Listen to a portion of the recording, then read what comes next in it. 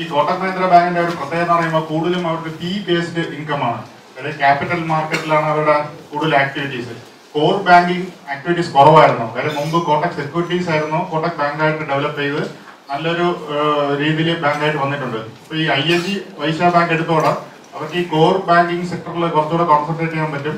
അതുപോലെ ഒരുപാട് branches south ഇന്ത്യയിൽ ഉണ്ട് കൂടുതൽ ഈ ING വൈശ്യ ബാങ്കിന്. അപ്പോൾ കൂടുതൽ ബ്രാഞ്ചസ് ഇവർക്ക് ഓപ്പറേറ്റ് ചെയ്യാൻ പറ്റും.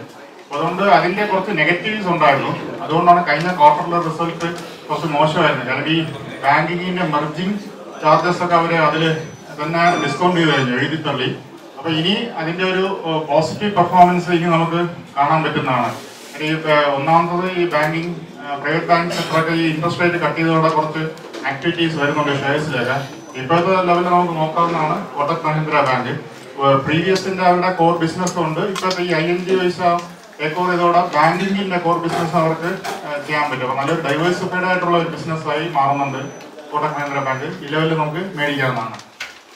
നമ്മൾ കൊടുത്തിരിക്കുന്നത് പിഡ്ലൈറ്റ് ഇൻഡസ്ട്രീസ് ആണ്. നമുക്കറിയാം ഇത് വൺ ഓഫ് ദ ഇന്ത്യയിലെ തന്നെ ഫേമസ് ബ്രാൻഡ് ഫെവിക്കോളിന്റെ ആണ് ഇവരുടെ കമ്പനിയുടെ മെയിൻ പ്രോഡക്റ്റ്. പക്ഷെ മുമ്പ് ഇവർ കൂടുതൽ ഇപ്പോൾ FMCG സെക്ടർ പോലെ ഒരുപാട് പ്രോഡക്ട്സ് അവർ ഇൻട്രൊഡ്യൂസ് ചെയ്യുന്നുണ്ട്. ഇപ്പം ഡോക്ടർ ഫിക്സിറ്റ് എന്ന് പറഞ്ഞ് നമുക്ക് ഈ വീടുകളിലൊക്കെ പെയിന്റ് ചെയ്യുമ്പോൾ തന്നെ കോൺക്രീറ്റ് ചെയ്യുമ്പോൾ തന്നെ ചെയ്യുന്ന ഒരു ഇത് ചെയ്യുന്നുണ്ട്. അധികം ചോർച്ചയൊന്നും ഇല്ലാതിരിക്കാനായിട്ട്. അതുപോലെ ഈ ചെറിയ ചെറിയ ഈ ഹെവി ലിക്വിഡ്സ്, അതുപോലെ ഗംസ്, കളേഴ്സ്, ഇതൊക്കെ അവർ ഇൻട്രൊഡ്യൂസ് ചെയ്യുന്നുണ്ട്. കൂടുതൽ ഇപ്പോൾ FMCG പോലെ അതൊരു വന്നു തുടങ്ങി. നല്ല ബ്രാൻഡഡ് ആയിട്ടുള്ള ഒരു പ്രൊഡക്റ്റ് ആണ്. ഇന്ത്യയിൽ തന്നെ ഒരുപാട് വർഷമായിട്ട് ഇരിക്കുന്നുണ്ട്. അതുപോലെ ഇത് നല്ലൊരു എപ്പോൾ ഒരു കറക്ഷൻ വന്നാലും നമുക്ക് ധൈര്യമായിട്ട് മേടിക്കാം. കാര്യം ഇത് തിരിച്ചൊരു മാർക്കറ്റ് ബൗൺസ് ബാക്ക് ചെയ്യുമ്പോൾ നല്ല ലെവലിൽ വരുന്നതാണ്. ഈ ലെവലിൽ നമുക്ക് മേടിക്കാവുന്നതാണ്. വലിയ കറക്ഷൻസ് വരത്തില്ല ഇതുപോലെ ഷെയർസിൽ. Over a period of time നല്ല റിട്ടേണും കിട്ടുന്നതാണ്. നമ്മൾ നോക്കുന്ന സെൻസാർ IT സെൻസാർ ടെക്നോളജിയാണ്. നമ്മൾ നോക്കുകയാണെങ്കിൽ എല്ലാ IT കമ്പനീസിൻ്റെയും ഈ വരുന്ന ക്വാർട്ടറിൽ റിസൾട്ട് കുറച്ച് ആവറേജ് ആയിരിക്കും. കഴിഞ്ഞ 1-2 ക്വാർട്ടറായിട്ട് IT കമ്പനീസിന് തന്നെ നല്ല റിസൾട്ട് പെർഫോം ചെയ്ത് നല്ല റിസൾട്ട് കൊടുക്കുന്ന കമ്പനീസ് കുറവാണ്. സെൻസാർ ടെക് നോക്കുകയാണെങ്കിൽ ലാസ്റ്റ് 1-2 ക്വാർട്ടേഴ്സായിട്ട് നല്ല റിസൾട്ട് കൊടുക്കുന്നുണ്ട്. അപ്പൊ ഇപ്പം അത് മുമ്പ് അധികാരം വാച്ച് ചെയ്യാത്തൊരു തന്നെയാണ്. നമ്മൾ കുറെ കാലമായിട്ട് റെക്കമെൻഡ് ചെയ്യുന്നുണ്ട്. ഇപ്പം ഒരുപാട് FIs അതുപോലെ ബ്രോക്കിംഗ് ഫേംസ് ഒക്കെ അത് ഇനിഷ്യേറ്റീവ് കവറേജ് വരുന്നുണ്ട്. ഈ ലെവലിൽ നമുക്ക് മേടിക്കാം. ഈ ക്വാർട്ടറിലെ റിസൾട്ടും നല്ല ബെറ്റർ ആവാൻ സാധ്യതയുണ്ട്. കാരണം അട്രാക്റ്റീവ്ലി വാല്യൂഡ് ആണ്. ഇപ്പം ഒരു ബിലോ 15 P-ലാണ് ട്രേഡ് ചെയ്യുന്നത് മിഡ് ക്യാപ് IT-ൽ. ബാക്കിയുള്ള മിഡ് ക്യാപ് ETF ഒക്കെ നല്ല വാല്യൂഷനാണ് ട്രേഡ് ചെയ്യുന്നത്. ഇത് നമുക്ക് മേടിക്കാവുന്നതാണ്. നമ്മൾ കൊടുക്കുന്ന MRP-യിലാണ്. അറിയാവുന്നാലും നല്ല ഒരു കുറച്ച് ദിവസമായിട്ട് നല്ല അട്രാക്റ്റീവായിട്ട് ബൈങ് വരുന്നുണ്ട്. ഇതിൻ്റെ ഒരു പ്രത്യേകത പറയുമ്പോൾ ഈ oil marketing, oil refinery companies കഴിഞ്ഞ വർഷം അവർക്ക് ഹൈ ഇൻവെന്ററി ലോസ് ഉണ്ടായിരുന്നു. കാര്യം ക്രൂഡ് $115 നിന്ന് $45 വരെ ഇറങ്ങിയപ്പോൾ ഇവർക്കെല്ലാം ഇൻവെന്ററി ലോസ് ഉണ്ടായിരുന്നു. അപ്പോൾ കഴിഞ്ഞ വർഷത്തെ റിസൾട്ട് ഇവർക്ക് ലോസ് ആണ്. അതുകൊണ്ടാണ് നമ്മൾ PE റേഷ്യോ കൊടുത്തിട്ടില്ല. കാര്യം ഏർണിങ്സ് നെഗറ്റീവാണ്. കഴിഞ്ഞ ക്വാർട്ടർ റിസൾട്ട് കുറച്ച് ബെറ്റർ ആയിരുന്നു. ഇപ്പൊ ഈ ഇറാന്റെ സിറ്റുവേഷൻ വേൾഡ് വൈഡായിട്ട് കുറച്ച് ഫേവറബിൾ ആകുന്നതുകൊണ്ട് ഇറാനുമായിട്ട് ഒരു ഡീൽ ഇവര് സൈൻ ചെയ്യാൻ സാധ്യതയുണ്ട്. ഇപ്പൊ ഇറാനിൽ നിന്ന് ഈ ക്രൂഡ് ഇമ്പോർട്ട് ചെയ്യുകയാണെങ്കിൽ അതിന്റെ കോസ്റ്റ് കുറച്ചുകൂടെ കുറയും. ലോങ് ടേമിൽ നല്ല രീതിയിൽ ഇവർക്ക് ക്രൂഡ് കിട്ടുന്നതാണ്. അതുകൂടെ വരികയാണെങ്കിൽ ഈ MRP-ന് കുറച്ചുകൂടെ പോസിറ്റീവ് ആയിരിക്കും. അതുപോലെ ഇനി വരുന്ന റിസൾട്ട് നല്ല റിസൾട്ട് ആയിരിക്കും. കാര്യം ഇൻവെന്ററി ലോസ് ഒക്കെ മാറിക്കഴിഞ്ഞു. ഇനി റിഫൈനിങ്ങും നല്ല ബെറ്റർ ആവാൻ സാധ്യതയുണ്ട്. നല്ല ക്രൂഡ് ഈ ഇറാനിൽ നിന്നുള്ള ഡീല് സക്സസ് ആയി കഴിഞ്ഞാൽ ഒരു നല്ലൊരു അപ്രിസിയേഷൻ കിട്ടാവുന്നതാണ് ഈ ഷെയറിൽ. നമ്മൾ കൊടുത്തിരിക്കുന്ന ഒരു ഇന്ത്യൻ ഹ്യൂം പൈപ്സ് ആണ്. ഈ ജനറലി ഈ കോൺക്രീറ്റ് പൈപ്സ് ആണ്. ഇത് കൂടുതൽ യൂസ് ചെയ്യുന്നത് വാട്ടർ സപ്ലൈക്കും അതുപോലെ സുവേജ് ഫോം സപ്ലൈക്കുമാണ്. ഒന്നാമത്തെ ഓൾഡ് കമ്പനിയാണ്. ഇപ്പം ആന്ധ്രയിൽ ഒരുപാട് ഓർഡേഴ്സ് ഇവർക്ക് കിട്ടിയിട്ടുണ്ട്. വേറൊരു പ്ലസ് പോയിന്റ് പറയുമ്പോൾ ഇവർക്ക് മുമ്പിലത്തെ പഴയ കമ്പനിയായതുകൊണ്ട് ഒരുപാട് ഇതുണ്ട്, ലാൻഡ് ബാങ്ക് ഉണ്ട്. അതൊക്കെ അവർ മോണറ്റൈസേഷൻ ചെയ്യാനായിട്ട് ശ്രമിക്കുന്നുണ്ട്. അതിൽ തന്നെ പല രീതിയിൽ കൺസ്ട്രക്ഷൻസ് ഒക്കെ ചെയ്ത് ലെൻഡ് ചെയ്യാനൊക്കെ റെന്റിന് വിടാനൊക്കെ അവർ ഉദ്ദേശിക്കുന്നുണ്ട്. അപ്പൊ അത് വന്നു കഴിഞ്ഞാൽ അതുവഴി അതർ ഇൻകം കുറെ ജനറേറ്റ് ചെയ്യാൻ പറ്റും കമ്പനിക്ക്. പിന്നെ ഇപ്പോഴത്തെ ലെവലിൽ ഈ ഗവൺമെന്റ് ഇൻഫ്രാസ്ട്രക്ചർ, ഈ വാട്ടർ മാനേജ്മെന്റ് ഇതൊക്കെ കുറച്ച് സ്ട്രെസ് ചെയ്യുന്നതുകൊണ്ട് ഇതുപോലത്തെ കമ്പനീസിന് കുറച്ച് ബെനിഫിറ്റ് ആയിരിക്കും. ഓർഡേഴ്സ് കിട്ടുന്നുണ്ട്. ഒരു നെഗറ്റീവ് എന്ന് പറയുമ്പോൾ ഗവൺമെന്റ് ഓർഡേഴ്സിന്റെ ഒരു നെഗറ്റീവ് എന്ന് പറയുമ്പോൾ കുറച്ച് ഫണ്ട് കിട്ടാൻ കാലതാമസം വരും. ഇംഗ്ലീഷിൽ നല്ല ഓർഡേഴ്സ് കിട്ടുന്നുണ്ട്. അതുകൊണ്ട് ഈ ലെവലിൽ നമുക്ക് മേടിക്കാവുന്നതാണ്. കുറച്ച് ലിക്വിഡിറ്റി കുറവാണ് ഈ കൗണ്ടറിൽ. അതുകൊണ്ട് കുറച്ച് കുറച്ചായിട്ട് നമുക്ക് മേടിക്കാവുന്നതാണ്. കഴിഞ്ഞ മാസത്തിന്റെ റെക്കമെൻഡേഷൻസ് ആണ്. നമുക്ക് 2 നല്ല ടാർഗറ്റ് അച്ചീവ് ചെയ്തിട്ടുണ്ട്. ഐനോക്സ് ലെഷർ എന്ന് പറയുന്നത് ഏകദേശം നമ്മൾ 10.22% ഒരു ടാർഗറ്റാണ് കൊടുത്തത്, അച്ചീവ് ചെയ്തിട്ടുണ്ടായിരുന്നു. അതുപോലെ തന്നെ നമുക്ക് TV2 നമുക്ക് കുറേ മാസമായിട്ട് റെക്കമെൻഡ് ചെയ്യുന്ന കുറച്ച് കറക്ഷൻസ് വന്നു. പക്ഷേ ഇപ്പം നല്ല 291, 92 വരെ പോയിട്ടുണ്ടായിരുന്നു, 297 വരെ പോയിട്ടുണ്ടായിരുന്നു. അപ്പോൾ അത് നല്ല രീതിയിൽ ടാർഗറ്റ് അച്ചീവ് ചെയ്തിട്ടുണ്ടായിരുന്നു. L&T മാത്രമേ ഉള്ളൂ കുറച്ച് നെഗറ്റീവായിട്ട് ഇപ്പോഴും ക്ലോസ് ചെയ്തത്. പക്ഷേ L&T കുറച്ച് ദിവസമായിട്ട് പക്ഷേ ഈ മാർക്കറ്റ് അടുത്തൊരു മൂവിൽ L&T കയറാൻ സാധ്യതയുണ്ട്. അതുപോലെ HDFC ബാങ്ക് പോസിറ്റീവ് റിട്ടേൺ ആണ് കൊടുത്തിട്ടുള്ളത്. മാക്സിന്റെയും ആൾക്കാർക്കോ ലോജിസ്റ്റിക്സ് ഒക്കെ ഇപ്പോൾ 1-2 ദിവസമായിട്ട് കുറച്ച് ബൈയിങ് വരുന്നുണ്ട്. അപ്പോൾ ഇത് കുറച്ച് ഇനി ഷോർട്ട് ടേമിൽ കുറച്ച് അപ്രീഷിയേറ്റ് ചെയ്യാൻ സാധ്യതയുണ്ട്. ഓവറോൾ നമുക്കൊരു 5% റിട്ടേൺ കൊടുത്തിട്ടുണ്ട്. ഒരു സ്റ്റോക്ക് മാത്രമേ നെഗറ്റീവ് റിട്ടേൺ കൊടുത്തിട്ടുണ്ട്. നമുക്ക് നോക്കാം. Okay, thank you. കഴിഞ്ഞ സെക്കൻഡ് സാറ്റർഡേ മീറ്റിംഗ് കഴിഞ്ഞപ്പോൾ അതിൻ്റെ അടുത്ത ആഴ്ച എനിക്ക് നമ്മുടെ പഴയ ക്ലയൻസൊക്കെ ഒത്തിരി പേര് എന്നെ വിളിച്ച് ചോദിച്ചു, രാജ്യത്തിന് ഇത്രയും കാലം ബുള്ളിഷായിരുന്നു, എനിക്ക് പെട്ടെന്ന് ബേറിഷാകാനുള്ള റീസൺ. ഞാൻ ശരിക്കും കഴിഞ്ഞതിൻ്റെ മുമ്പിലത്തെ സെക്കൻഡ് സാറ്റർഡേ മീറ്റിങ്ങിൽ തന്നെ മാർക്കറ്റിൻ്റെ ഒരു കറക്ഷൻ്റെ കാര്യം നമ്മൾ സംസാരിച്ചിട്ടുണ്ടായിരുന്നു. കാര്യം പല ഷെയർസും ഫിനോമിനലായിട്ട് കയറിപ്പോയി. ഒരു 2-3 മാസം കൊണ്ട് തന്നെ 3 ഇരട്ടി 4 ഇരട്ടി എല്ലാം പല ഷെയർസും കയറിപ്പോയി. അപ്പം നമുക്ക് പ്രോഫിറ്റ് ഉള്ള ഷെയർസ് നമ്മളിപ്പം 500 rupees മേടിച്ച് 2000 rupees ആണെന്നുണ്ടെങ്കിൽ നല്ല പ്രോഫിറ്റുള്ള ഷെയർസ് പാർട്ടായിട്ട് പ്രോഫിറ്റ് ബുക്ക് ചെയ്യണമെന്നുള്ളതാണ് ഞാൻ മെയിനായിട്ട് പറഞ്ഞിരുന്നത്. എന്നാലും നമ്മളൊരു 2 വർഷത്തെ ചാനലിൽ ട്രെൻഡ് ചേഞ്ച് ഉണ്ടായിട്ടുണ്ട്. അങ്ങനെ ട്രെൻഡ് ചേഞ്ച് ഉള്ളപ്പോഴത്തേക്ക് നമുക്ക് നോക്കേണ്ട താഴോട്ട് വരികയാണെന്നുണ്ടെങ്കിൽ വേഴ്സ്റ്റ് കേസ് സിനാരിയോയിൽ മാർക്കറ്റ് എവിടം വരെ പോകാം എന്നുള്ളൊരു കാൽക്കുലേഷനിലാണ് നമ്മൾ 7100 ലെവൽസ് വരെ മാർക്കറ്റ് വരാമെന്നുള്ളത് അന്ന് നമ്മൾ പറഞ്ഞു. അപ്പം കഴിഞ്ഞ വർഷം നമ്മൾ മീറ്റിംഗ് നടത്തുന്ന സമയത്ത് സെൻസെക്സ് 7550 ലെവൽസിലാണ് നിന്നത്. അത് ബ്രേക്ക് ചെയ്യുകയാണെന്നുണ്ടെങ്കിൽ 7100 ലെവൽസ് വരെ വരാമെന്ന് വിചാരിച്ചിരുന്നു. പക്ഷെ അവിടെ നിന്ന് മാർക്കറ്റ് കുറച്ച് ഗ്രാജുവലായിട്ട് കയറുകയാണ് ചെയ്തത്. ഇപ്പം നമ്മൾ അന്ന് പറഞ്ഞ ഒരു ക്രൂഷ്യൽ 2 റെസിസ്റ്റൻസ് ലെവൽ എന്ന് പറയുന്നത് 8100 8225 ആണ്. അത് ഞാൻ ചാർട്ടിൽ കാണിക്കാം. അത് 8100 ക്രോസ് ചെയ്തു. ഇന്നലെ 8232 വരെ വന്നിട്ട് തിരിച്ച് താഴെ ഇറങ്ങി. അപ്പോൾ ഇപ്പം നമ്മൾ മാർക്കറ്റ് നിൽക്കുന്ന പല രീതിയിൽ നോക്കുകയാണെന്നുണ്ടെങ്കിൽ ഒരു ക്രിട്ടിക്കൽ സ്റ്റേജിലാണ്. എന്ന് വെച്ചാൽ ടോട്ടൽ ഫോളിൻ്റെ 61.8% റിട്രേസ്മെന്റ് ലെവൽ എന്ന് പറയുന്നത് 8225 ആണ്. അപ്പോൾ 8225 വരുന്ന ദിവസങ്ങളിൽ ഡിസ്റ്റിലായിട്ട് ക്രോസ് ചെയ്യുന്നുണ്ടെങ്കിൽ മാർക്കറ്റിന്റെ ട്രെൻഡ് ഒരു പരിധി വരെ റിവേഴ്സ് ആയിരുന്നു നമുക്ക് പറയാൻ വേണ്ടി സാധിക്കും. ഈ കഴിഞ്ഞ ഒരു മാസത്തിനുള്ളിൽ വന്ന ഏറ്റവും പോസിറ്റീവ് ആയിട്ടുള്ള കാര്യം എന്ന് പറയുന്നത് റിസർവ് ബാങ്കിന്റെ റേറ്റ് കട്ടാണ്. പലരും നമ്മളെല്ലാവരും എക്സ്പെക്ട് ചെയ്തത് Reserve bank governor reduce interest rate only by 0.25%. ചില പെസിമിസ്റ്റിക് ആയിട്ടുള്ള ആൾക്കാർ പറയുന്നത് അതുപോലും പുള്ളി ചെയ്തെന്ന് വരത്തില്ല എന്ന് വിചാരിച്ചിരുന്നു. പക്ഷേ surprise of every one he has reduced it by 0.5%. It's a very good move. അതുകൊണ്ട് തീർച്ചയായിട്ടും നമ്മുടെ എക്കോണമി, നമ്മുടെ ബാങ്കിങ് സെക്ടറും, നമ്മുടെ ഒരു സാഗിങ് എക്കോണമി, നമ്മുടെ ഒരു ഗ്രോത്തിന് അതൊരു ഷോർട്ട് ജാമായിട്ട് തീർച്ചയായിട്ടും മാറും. ആ ഒരു announcement has change the total nature of the market. മാർക്കറ്റിലുള്ള ആൾക്കാരുടെ മാർക്കറ്റിനെ കുറിച്ചുള്ള ഒരു പെർസെപ്ഷൻ തന്നെ ആ 0.5 ബേസിസ് പോയിന്റ് കൊണ്ട് മാറ്റി.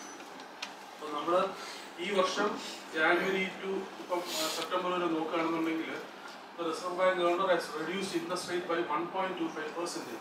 ബട്ട് ഈ റെഡ്യൂസ് ഇൻട്രസ്റ്റ് റേറ്റ്സ് ഇതുവരെ ബാങ്കുകൾ മുഴുവനായിട്ടും അത് കസ്റ്റമേഴ്സിന് പാസ് ഓൺ ചെയ്തിട്ടുണ്ട്.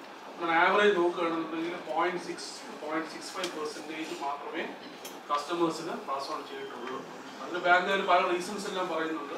അവരുടെ പ്രോഫിറ്റ് മാർജിൻ അല്ലെന്നുണ്ടെങ്കിൽ സ്പ്രെഡ് കൂട്ടി വയ്ക്കാനായിട്ടുള്ള ഇതാണ്. ശരിക്കും ആ കുറച്ചത് മുഴുവൻ അവർ കസ്റ്റമറിന് അതിൻ്റെ ആനുകൂല്യം നൽകിയിരുന്നെങ്കിൽ തീർച്ചയായിട്ടും നമ്മുടെ എക്കോണമിയിൽ കുറച്ചുകൂടെ ഒരു ബൂസ്റ്റ് ഉണ്ടായിരുന്നു. പിന്നെ ഉള്ള ഒരു പോസിറ്റീവ് എന്താണെന്ന് വെച്ച് കഴിഞ്ഞാൽ FIs വിറ്റുകൊണ്ടിരിക്കുകയായിരുന്നു. നമ്മൾ കഴിഞ്ഞ പ്രാവശ്യം പറയുമ്പോഴത്തേക്കും ദിവസം 405 കോടി രൂപ വിറ്റുകൊണ്ടിരുന്നത് അടുത്ത റീസെൻ്റായിട്ട് അവരുടെ സെല്ലിങ് അബേറ്റ് ചെയ്തിരിക്കുകയാണ്. Started by. കഴിഞ്ഞ ദിവസമൊക്കെ ഒരു 400 കോടി രൂപയ്ക്ക് ബൈ ചെയ്തു. നമ്മൾ മാർക്കറ്റ് കൂടുന്ന സമയത്ത് നമ്മൾ നോക്കണേ ഇന്റർനാഷണലി ആയിട്ട് ലിങ്ക്ഡ് ആണ്. ഇവിടെ മാത്രം കൂടിയതില്ല, ഇന്റർനാഷണൽ മാർക്കറ്റ്സും അതേപോലെ നമ്മുടെ മാർക്കറ്റോടെ കൂടുന്ന സമയത്ത് അവിടെയും കൂടിയിട്ടുണ്ടായിരുന്നു. അപ്പോൾ മൊത്തത്തിലുള്ള ഒരു പോസിറ്റീവ് ഇതിലാണ് നമ്മൾ വന്നിരിക്കുന്നത്. പിന്നെ FIസിന്റെ സെല്ലിങ്ങിന്റെ കാര്യം പറ്റും. പിന്നെ ഡൊമസ്റ്റിക് ഇൻസ്റ്റിറ്റ്യൂഷൻസ് ഇപ്പോഴും ബൈ ചെയ്യണം. FIs സെല്ല് ചെയ്യുന്നതിൻ്റെ അന്നെല്ലാം ഡൊമസ്റ്റിക് ഇൻസ്റ്റിറ്റ്യൂഷൻസ് ബൈ ചെയ്യുന്നുണ്ട്. മ്യൂച്വൽ ഫണ്ടിലേക്ക് ഇപ്പോഴും പൈസ വന്നുകൊണ്ടിരിക്കുകയാണ്. ഒരു ആവറേജ് ഒരു 5 lakh portfolios monthly add on ചെയ്തിരിക്കുകയാണ് മ്യൂച്വൽ ഫണ്ട്സിൽ. എന്ന് വെച്ചാൽ പുതിയ സ്മോൾ ഇൻവെസ്റ്റേഴ്സ് എന്ന് വെച്ചാൽ ഇന്ത്യയിലുള്ള ചെറിയ ഇൻവെസ്റ്റേഴ്സിൻ്റെ കോൺഫിഡൻസ് ഒട്ടും തന്നെ ഡെൻഡായിട്ടില്ല. അവർ കൂടുതൽ പൈസ മാർക്കറ്റിൽ വന്നുകൊണ്ടിരിക്കുകയാണ്. ഈ വർഷം നോക്കുകയാണെന്നുണ്ടെങ്കിൽ ഓഗസ്റ്റ് വരെ 51,000 crores ആണ് ഇൻക്രീസ് ചെയ്തിരിക്കുന്നത്. കഴിഞ്ഞ മാസം തന്നെ 5,000 കോടി രൂപ നമ്മുടെ റീറ്റെയിൽ ഇൻവെസ്റ്റേഴ്സ് വഴി നമ്മുടെ മാർക്കറ്റിൽ വന്നിരിക്കുന്നത്. സിക്കിലിൻ്റെ ഓൾമോസ്റ്റ് $1 billion. അത് വളരെ പോസിറ്റീവായിട്ടുള്ള സൈനാണ്. ഞാൻ ഇതിനു മുമ്പ് പറഞ്ഞിട്ടുള്ളത്, ഈ FIs നമ്മുടെ നാട്ടിൽ ഇൻവെസ്റ്റ് ചെയ്യുന്നത് ഇപ്പം ഹയസ്റ്റ് ഇൻവെസ്റ്റ്മെന്റ് 25 കോടി 27 കോടി $27 billion ഒക്കെയാണ് അവർ ഇൻവെസ്റ്റ് ചെയ്തിട്ടുള്ളത്. പക്ഷേ റീറ്റെയിൽ ഡൊമസ്റ്റിക് ഇൻവെസ്റ്റേഴ്സ് നമ്മുടെ മാർക്കറ്റിലേക്ക് വരികയാണെന്നുണ്ടെങ്കിൽ FIs ഇൻവെസ്റ്റ് ചെയ്യുന്നതിൻ്റെ എത്രയോ ഇരട്ടി ഇൻവെസ്റ്റ് ചെയ്യാനുള്ള കപ്പാസിറ്റി നമ്മുടെ റീറ്റെയിൽ ഇൻവെസ്റ്റേഴ്സിനുണ്ട്. ഇപ്പോൾ ഇന്ത്യയിലുള്ള പോപ്പുലേഷന് ഞാൻ പറയാറുള്ളത് പോലെ less than 2% invested in stocks. ഇന്ത്യയിലുള്ള പോപ്പുലേഷൻ്റെ 2% താഴെ ഇൻവെസ്റ്റ് ചെയ്തിട്ടുള്ളൂ. അതേസമയത്ത് US 55% 60% invest in stocks through mutual funds and direct investment. അമേരിക്കയിൽ 18% ആൾക്കാർ ഡയറക്റ്റ് ആയിട്ട് ഇൻവെസ്റ്റ് ചെയ്തിട്ടുണ്ട്. ഈവൻ ചൈനയിൽ പോലും 10%. അപ്പോൾ ഇന്ത്യയിൽ ഈ 1.5% എന്നുള്ളത് ആ റീറ്റെയിൽ ഇൻവെസ്റ്റേഴ്സിന് അവർക്ക് ജെനുവിൻ ആയിട്ട് സ്റ്റോക്ക് മാർക്കറ്റിൽ ഒരു കോൺഫിഡൻസ് വന്ന് ഇത് ഇരട്ടി ആകുകയാണെങ്കിൽ പോലും 1.5 എന്നുള്ളത് 3% ആയാൽ തന്നെ അതിന്റെ പൊട്ടൻഷ്യൽ ഫിനോമിനലാണ്. അപ്പോൾ റീറ്റെയിൽ ഇൻവെസ്റ്റേഴ്സ് തിരിച്ച് മാർക്കറ്റിലേക്ക് വരുന്നത് it will be very positive for our stock markets. പിന്നെയുള്ളത് ഗവൺമെന്റ് എക്സ്പെൻഡിച്ചർ. ഇപ്പം കഴിഞ്ഞ വർഷം നമുക്ക് നോക്കുകയാണെന്നുണ്ടെങ്കിൽ ഫിസിക്കൽ ഡെഫിസിറ്റ് കുറയ്ക്കാനായിട്ട് ഇയർ എൻഡ് ആകുമ്പോഴത്തേക്ക് പ്ലാൻഡ് എക്സ്പെൻഡിച്ചർ ഗവൺമെന്റ് കട്ട് ചെയ്യും. പ്ലാൻഡ് എക്സ്പെൻഡിച്ചറും എന്ന് പറയുന്നത് നമ്മൾ ഈ 5 year പ്ലാനിൽ നമ്മൾ ഇന്ന കാര്യങ്ങൾ നമ്മൾ ഡെവലപ്മെന്റിന് വേണ്ടിയിട്ട് ചിലവാക്കാൻ, അല്ലെങ്കിൽ റോഡിന് വേണ്ടിയിട്ട് ചിലവാക്കാൻ മാറ്റി വെച്ചിരിക്കുന്ന പൈസ ഫിസിക്കൽ ഡെഫിസിറ്റ് കൂടുമ്പോഴത്തേക്ക് അങ്ങനെ നമ്മുടെ രാജ്യത്തിന് വേണ്ടി ഡെവലപ്മെന്റിന് വേണ്ടിയുള്ള ഫണ്ട്സ് ഡെവലപ്പ് ചെയ്യാതെ വെക്കുക. അപ്പം അങ്ങനെ വരുമ്പോഴത്തേക്ക് ഫിസിക്കൽ ഡെഫിസിറ്റ് കുറഞ്ഞിരിക്കും, പക്ഷേ GDP ഗ്രോത്തിനെ എഫക്റ്റ് ചെയ്യും. നേഷൻ ഗ്രോ ചെയ്യണമെന്നുണ്ടെങ്കിൽ ഇതെല്ലാം പ്രൊഡക്റ്റീവ് ഇൻവെസ്റ്റ്മെന്റ് കൊണ്ടുവന്നാലേ പറ്റുള്ളൂ. അതിനു പകരം നമ്മുടെ എക്സ്പെൻഡിച്ചർ എല്ലാം പോകുന്നത് നോക്കുകയാണെന്നുണ്ടെങ്കിൽ ഇൻട്രസ്റ്റ് പേയ്മെന്റ്. ഇപ്പം കണക്ക് നോക്കുകയാണെന്നുണ്ടെങ്കിൽ 5 lakh crore rupees ആണ് ആനുവലി ഗവൺമെന്റ് ഇൻട്രസ്റ്റിന് വേണ്ടി ചെലവാക്കുന്നത്. 5 ലക്ഷം കോടി രൂപ. അങ്ങനെ ഗവൺമെന്റിന്റെ കട ഓരോ വർഷവും 5 ലക്ഷം കോടി രൂപ കൂടി ഇപ്പം 50 ലക്ഷം കോടി ആയിട്ടുണ്ട്. അപ്പോൾ ഗവൺമെന്റിന്റെ പൈസയുടെ മേജർ സ്പെൻഡിങ് പോകുന്നത് ലോൺ അടയ്ക്കാനുള്ള പൈസയ്ക്ക് ഇൻട്രസ്റ്റ്, പിന്നെ സബ്സിഡീസ് എല്ലാം കൂടെ 2 ലക്ഷം കോടിയും ലോൺ അടയ്ക്കാനുള്ള ഇൻട്രസ്റ്റ് 5 ലക്ഷം കോടിയും, ബാക്കി 4-5 ലക്ഷം കോടി രൂപയാണ് ഡെവലപ്മെന്റ്സിന് വേണ്ടി ചെലവാക്കുന്നത്. അപ്പോൾ പ്ലാൻഡ് എക്സ്പെൻഡിച്ചർ കട്ട് ചെയ്താണ് കഴിഞ്ഞ വർഷമൊക്കെ ഫിസിക്കൽ ഡെഫിസിറ്റ് കുറഞ്ഞത്. ഈ വർഷം ഗവൺമെന്റ് ഈ പീരീഡിനുള്ളിൽ അവരുടെ ഫുൾ ഇയർ പ്ലാൻഡ് എക്സ്പെൻഡിച്ചറിന്റെ 38% 5 മാസം കൊണ്ട് സ്പെൻഡ് ചെയ്ത് കഴിഞ്ഞു. ദാറ്റ് മീൻസ് അതിനെ നമ്മൾ എക്സ്ട്രാപ്പൊളേറ്റ് ചെയ്യുകയാണെന്നുണ്ടെങ്കിൽ 91% ആകുന്നുണ്ട്. അപ്പോൾ that is a very good thing. അപ്പം that means government is spending money. അതുകൊണ്ട് എക്കോണമിയിൽ ഒരു ടേൺ അറൗണ്ട് വരാനായിട്ടുള്ള ചാൻസസ് കൂടുതലായിട്ട് നമ്മൾ കാണുന്നു.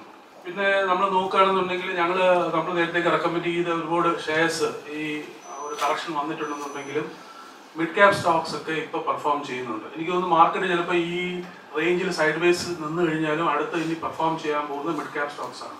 അപ്പോൾ സെലക്റ്റീവ് ആയിട്ടുള്ള മിഡ് ക്യാപ് സ്റ്റോക്സ് നോക്കുകയാണെങ്കിൽ ഇപ്പോൾ ഫോഴ്സ് മോട്ടോഴ്സ് 3200 വരെ പോയിട്ട് 1900 വരെ വന്നിട്ട് ഇപ്പോൾ ഞങ്ങൾ തിരിച്ച് BMSൽ അത് കുറച്ച് വിറ്റതൊക്കെ തിരിച്ച് മേടിച്ചു. ഈ ഓൾ ടൈം ഹൈ കട്ട് ചെയ്ത് പോകുന്നതാണ് തോന്നുന്നത്. ഇന്നലെ 3140 വരെ വന്നായിരുന്നു. 3200 എന്തോ ആണ് ഓൾ ടൈം ഹൈ. അതേപോലെ ഗാർവാറെ വാൾഡ്രോബ്സ്, നീൽകമൽ പ്ലാസ്റ്റിക്സ്, പിന്നെ FDC, TV today, Can Fin Holmes നമ്മൾ കഴിഞ്ഞ പ്രാവശ്യവും പറഞ്ഞായിരുന്നു. ഇപ്പം ഇൻട്രസ്റ്റ് റേറ്റ് കുറയ്ക്കുമ്പോഴത്തേക്ക് ലോൺ അതും ഓൾ ടൈം ഹൈ 1000 അടുപ്പിച്ച് വന്നിട്ടുണ്ട്. അപ്പോൾ മാർക്കറ്റ് അങ്ങോട്ടും ഇങ്ങോട്ടും സിങ്ക് ചെയ്യുകയാണെന്നുണ്ടെങ്കിൽ നമ്മൾ ഇൻഡിവിജ്വലായിട്ട് നോക്കുകയാണെന്നുണ്ടെങ്കിൽ പല സ്റ്റോക്സും നന്നായിട്ട് പെർഫോം ചെയ്യുന്നുണ്ട്. ഈ ഫോഴ്സ് മോട്ടോഴ്സൊക്കെ ശരിക്കും ഫോഴ്സ് മോട്ടോഴ്സ് നമ്മളൊരു 500 രൂപയ്ക്കൊക്കെ റെക്കമെൻഡ് ചെയ്യുന്ന സാധനമാണ്. അപ്പം കഴിഞ്ഞ ഒരാഴ്ച മുമ്പ് HDFC സെക്യൂരിറ്റീസ് 2200 രൂപയ്ക്ക് റെക്കമെൻഡ് ചെയ്തതായിട്ട് അവരുടെ ഒരു റൈറ്റപ്പ് ഉണ്ടായിരുന്നത്. ടാർഗറ്റ് അവർ പറയുന്നത് 3200 റേഞ്ച്. അത് കഴിഞ്ഞിട്ട് പിന്നെ റിപ്പോർട്ട് ഞാൻ കണ്ടു 2020 ആകുമ്പോഴത്തേക്ക് 10,000 ആവുമെന്ന്. അപ്പം അങ്ങനെയുള്ള അത് ആയിക്കൂടാന്നല്ല നമ്മൾ നോക്കുകയാണെങ്കിൽ ഇതുപോലെ കിടക്കുന്ന പല ഷെയർസാണ് ബോഷും MRFും ഐഷർ മോട്ടോഴ്സ് ഒക്കെ 20,000-25,000 ഒക്കെ ആയിരിക്കുന്നത്. ഫണ്ടമെന്റലി ഇതെല്ലാം നമ്മൾ നോക്കുകയാണെങ്കിൽ ഡെറ്റ് ഫ്രീ ആയിട്ടുള്ള കമ്പനീസ്, സ്ട്രോങ് ബ്രാൻഡ് ഗ്രോത്ത് ഉള്ളതൊക്കെ അങ്ങനെ പൊയ്ക്കൂടാന്നൊന്നുമില്ല. അപ്പോൾ നമ്മൾ നല്ല പ്രോഫിറ്റ് കിട്ടിക്കഴിഞ്ഞാലും നമ്മൾ ഒരു കാലത്ത് പറയേണ്ടി വരും, ഞാൻ ഫോഴ്സ് മോട്ടോഴ്സ് 500 രൂപയ്ക്ക് മേടിച്ച് അല്ലെങ്കിൽ 800 രൂപയ്ക്ക് വിറ്റ് ഇപ്പോൾ 25,000 ഉണ്ട് എന്ന് പറഞ്ഞിട്ട് കാര്യമില്ല. നമ്മൾ വാങ്ങിച്ചു വെച്ചതിൻ്റെ ഒരു ചെറിയ പോർഷനെങ്കിലും, ഒരു 100 വാങ്ങിച്ചാൽ ഒരു 10-20 കൈ വെച്ചിരിക്കുകയാണെന്നുണ്ടെങ്കിൽ അന്ന് നല്ലൊരു എമൗണ്ട് കിട്ടാനായിട്ടുള്ള ചാൻസസ് ഉണ്ട്. പിന്നെ വോൾസ് വാഗന്റെ ഒരു ഇഷ്യൂ എൻ്റെ അടുത്ത് ഒരുപാട് പേര് ചോദിക്കുന്നുണ്ട്, അവെയർ ആണോ എന്താണെന്നുള്ളത്. വോൾസ് വാഗൺ എന്ന് പറയുന്നത് ജനറൽ മോട്ടോഴ്സ് കഴിയുകയാണെന്നുണ്ടെങ്കിൽ വേൾഡിലെ third largest manufacturer of cars in the world after Toyota and General Motors. ഈ കഴിഞ്ഞ 6 മാസം ജാനുവരി ടു ഒരു സെപ്റ്റംബർ വരെ വേൾഡിലെ ഹയസ്റ്റ് കാർ സെയിൽസ് ഉള്ള കമ്പനിയാണ്. അവർ വോട്ട് ചെയ്യുകയത് ബാക്കി എല്ലാ കമ്പനികളും. വോൾസ് വാഗൺ എന്ന് പറഞ്ഞാൽ വളരെ സോളിഡ് ആയിട്ടുള്ള കമ്പനിയാണ്. ഇവർ trying to take over Suzuki. അതിപ്പം ഇല്ലാതെ അത് പിന്നെ ആ ഡീല് മാറി. വോൾസ് വാഗൺ ഓൺ ചെയ്യുന്ന അതർ ബ്രാൻഡ്സ് എന്ന് പറയുന്നത് സ്കോഡ, ഓഡി, പോഷെ, ഇതെല്ലാം വളരെ പഴയ കമ്പനിയാണ്, വളരെ റെപ്യൂട്ടഡ് ആയിട്ടുള്ള കമ്പനിയാണ്. വോൾസ് വാഗണിന്റെ ഡീസൽ എഞ്ചിൻസിന് ഇപ്പോൾ അമേരിക്കയിൽ എന്ന് പറഞ്ഞാൽ എമിഷൻ നോംസ് വളരെ സ്ട്രിക്റ്റ് ആണ്. ദാറ്റ് മീൻസ് ഇന്ത്യയെ പോലെയല്ല. ഇന്ത്യയിൽ ഇപ്പോൾ നമ്മളെല്ലാം പോയി പോകുന്ന വണ്ടികൾ കാണുന്ന അവിടെ ശകലം ഒരു എമിഷൻ ഇതുണ്ടെന്നുണ്ടെങ്കിൽ തന്നെ അപ്പോഴൊരു ഭയങ്കരമായിട്ട് ഫൈൻ ചെയ്യും. അപ്പോൾ American standards of emission is very strict. അപ്പോൾ അത് ഫോളോ ചെയ്തു എന്നുള്ളൊരു അസംഷനിലാണ് നമ്മൾ ഇരുന്നത്. റീസെൻ്റ് ആയിട്ട് കണ്ടുപിടിച്ചതെന്ന് വെച്ചാൽ അവരുടെ ഡീസൽ വെഹിക്കിൾസിൽ ഒരു സോഫ്റ്റ്വെയർ ഘടിപ്പിച്ചു. ആ സോഫ്റ്റ്വെയർ അപ്പം എമിഷൻ ടെസ്റ്റിന് വരുമ്പോഴത്തേക്ക് എമിഷൻ ടെസ്റ്റ് ചെയ്യുന്ന മെഷീന് ഈ കാറിൽ ഘടിപ്പിക്കുന്ന സമയത്ത് ഈ സോഫ്റ്റ്വെയർ ആക്ടിവേറ്റ് ചെയ്തിട്ട് എമിഷൻസ് ലെവൽസ് ഓട്ടോമാറ്റിക്കായിട്ട് കുറയ്ക്കും. അപ്പോൾ ഈ device has been installed in diesel cars so that whenever it comes for a test, emission ടെസ്റ്റിന് വരുമ്പോഴത്തേക്ക് അത് കുറച്ച് എമിഷനെ ഉണ്ടാക്കത്തുള്ളൂ. അപ്പോൾ എന്തിനാണ് ഇത് ചെയ്തതെന്ന് വെച്ച് കഴിഞ്ഞാൽ 2 കാര്യങ്ങളുണ്ട്. ഇപ്പോൾ എമിഷൻ ലെവൽസ് കുറച്ച് കഴിഞ്ഞാൽ വണ്ടിയുടെ പെർഫോമൻസ് കുറയും. ഇപ്പം വോൾസ് വാഗണിന്റെ ടി എഞ്ചിനൊക്കെ കുറച്ച് ഭയങ്കര പെർഫോമൻസാണ്. എമിഷൻ ലെവൽ കുറച്ച് കഴിഞ്ഞാൽ പെർഫോമൻസ് കുറയും. പിന്നെ എമിഷൻ ലെവൽ കുറയ്ക്കുകയാണെന്നുണ്ടെങ്കിൽ പെർഫോമൻസും പവറും കുറയുന്നത് കൂട്ടാതെ എമിഷൻ ലെവൽ കുറച്ചിട്ട് അത്രയും പവർ കൊണ്ടുവരണമെന്നുണ്ടെങ്കിൽ അതിൽ കൂടുതൽ എക്യുപ്മെന്റ്സും എക്സ്പെൻഡിച്ചറും എല്ലാം വേണ്ടി വരും. അതൊരു വലിയ വോൾസ് വാഗണിനെ പോലെ ഇത്രയും വലിയൊരു കമ്പനിയെ ഇത്രയും വലിയൊരു കള്ളത്തരം ആരും എക്സ്പെക്ട് ചെയ്തില്ല. അവരത് പബ്ലിക്കായിട്ട് അഡ്മിറ്റ് ചെയ്ത് 11 million vehicles sold all over the world. 1,10,000 വണ്ടികൾ ഇപ്പം അമേരിക്കയിലുള്ളതല്ല, ഇപ്പം ഇന്ത്യയിൽ ഓടുന്ന വണ്ടികളാണെന്നുണ്ടെങ്കിൽ ശരി അതിനകത്ത് ഇത് പിടിപ്പിച്ചിട്ടുണ്ടെന്ന് അവർ സമ്മതിച്ചു. ഇപ്പോൾ സംശയം എന്ന് വെച്ചാൽ ഇതെല്ലാം ജർമ്മൻ ഓട്ടോമേക്കേഴ്സ് ആണല്ലോ. വോൾസ് വാഗൺ നല്ല വണ്ടികളെല്ലാം ജർമ്മൻകാരാണ് ഉണ്ടാക്കുന്നത്. ഓഡി, വോൾസ് വാഗൺ ആണെന്നുണ്ടെങ്കിലും ബെൻസ് ആണെന്നുണ്ടെങ്കിലും BMW ആണെന്നുണ്ടെങ്കിലും ഇതെല്ലാം ജർമ്മൻ വെഹിക്കിൾസാണ്. അപ്പോൾ ജർമ്മൻ വെഹിക്കിൾസാണ് ലോകത്തിലെ ലക്ഷറി വെഹിക്കിൾസിൽ നമ്പർ 1 ആയിട്ടിരിക്കുന്നത്. അപ്പോൾ ബാക്കിയുള്ളവർ എല്ലാവരും ഇത് ചെയ്യുന്നുണ്ടോ എന്നുള്ളൊരു സംശയം. അപ്പോൾ അത് കാരണം ജർമ്മനിയിലെ ഡാക്സിന്റെ ഇൻഡെക്സ് കുറേ ദിവസം ഭയങ്കരമായിട്ട് ഇടിഞ്ഞു. Because it's very negative thing. ഇത്രയും വലിയൊരു കമ്പനി ഇതുപോലുള്ള ഒരു കള്ളം ചെയ്യുന്നുള്ളത് ഒരു എക്സ്പെക്ടേഷൻ ആയിരുന്നു. അത് ശരിക്കും പറഞ്ഞാൽ യൂറോപ്യൻ മാർക്കറ്റ്സിനെ ഒരു പരിധി വരെ അത് എഫക്റ്റ് ചെയ്തിട്ടുണ്ട്. അപ്പോൾ നമുക്ക് ഇനി നോക്കേണ്ടത് മാർക്കറ്റ് ട്രെൻഡ്. നേരത്തെ നമ്മൾ 7,500 വരെ വന്നു.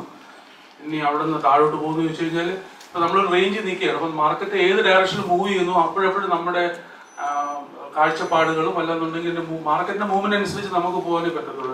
നമ്മൾ പറയുന്ന കണക്കല്ലല്ലോ മാർക്കറ്റ് മൂവ് ചെയ്യുന്നത്. മാർക്കറ്റ് എങ്ങോട്ട് പോകുന്നു, ഇവിടെ നിന്ന് എങ്ങോട്ട് പോകാൻ ചാൻസ് ഉണ്ടെന്നുള്ളത് നമുക്ക് നോക്കാം. ട്രെൻഡ് ചേഞ്ച് ആയി എന്ന് നമ്മൾ ഒരു 1-2 സെഷനായിട്ട് പറയാനുള്ള റീസൺ ഇതാണ്. നമ്മൾ ഓഗസ്റ്റ് 2013 മുതൽ കഴിഞ്ഞ ഒരു 2 വർഷമായിട്ട് മാർക്കറ്റ് ഒരു ചാനലിൽ, ഒരു അപ്വേർഡ് സ്ലോപ്പിംഗ് ചാനലിനിടയിലാണ് എത്തിക്കൊണ്ടിരുന്നത്. അത് കഴിഞ്ഞിട്ട് April 20th ഈ വർഷം 2015 ആ ചാനൽ ബ്രേക്ക് ചെയ്തത്. ആ ചാനൽ ബ്രേക്ക് ചെയ്തിട്ട് പിന്നെ ആ നേരത്തെ ഉള്ള ചാനലിന് മേളിൽ പോകാതെ ഇപ്പോൾ അത് പുതിയൊരു ചാനൽ, ഡൗൺവേർഡ് സ്ലോപ്പിംഗ് ചാനലിലാണ് വന്നുകൊണ്ടിരിക്കുന്നത്. അത് നോക്കുകയാണെങ്കിൽ നമ്മളിൻ്റെ ഈ ചാനലിന്റെ ബോട്ടം എല്ലാം ഹിറ്റ് ചെയ്ത് ഒരു ഡൗൺവേർഡ്, അപ്പം നേരത്തെ ഉണ്ടായിരുന്ന അപ്വേർഡ് ചാനലിൽ തിരിഞ്ഞൊരു ഡൗൺവേർഡ് ചാനലിലേക്ക് വന്നുകൊണ്ടിരിക്കുകയാണ്. അപ്പോൾ അത് ആ ഡൗൺവേർഡ് ചാനലിന്റെ ഒരു എൻലാർജ് പിക്ചറാണ്. ആ ചാനലിന്റെ ഡൗൺ സൈഡ് എന്ന് പറയുന്നത് 7,550 ആണ് നേരത്തെ ഉണ്ടായിരുന്നത്. അപ്സൈഡ് എന്ന് പറയുന്നത് 8,300 ആണ്. 8,300 ബ്രേക്ക് ചെയ്ത് മുകളിലോട്ട് പോകുകയാണെന്നുണ്ടെങ്കിൽ ഈ ട്രെൻഡിന് ഒരു റിവേഴ്സൽ അതുകൊണ്ട് മാത്രമാണെന്ന് പറയുന്നത്. That's one of the factors that we can say that the change is turning for the better. ഞാൻ കഴിഞ്ഞ പ്രാവശ്യം സെപ്റ്റംബറിൽ കാണിച്ചതാണ്.